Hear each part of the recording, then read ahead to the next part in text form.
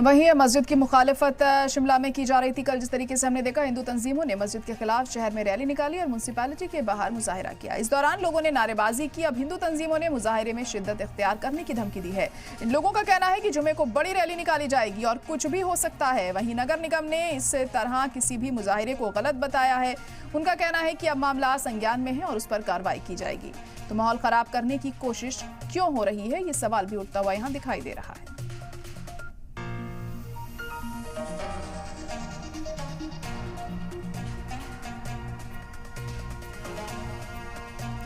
तो अब मंडी की मस्जिद पर भी मुखालिफत देखने को मिल रही है और इसके चलते यहाँ रैली भी निकाली जाएगी। वहीं नगर निगम का कहना है कि फिलहाल ये मामला उनके संज्ञान में है और उनकी तरफ से पूरी एहतियात बरती जाएगी कि माहौल खराब ना हो।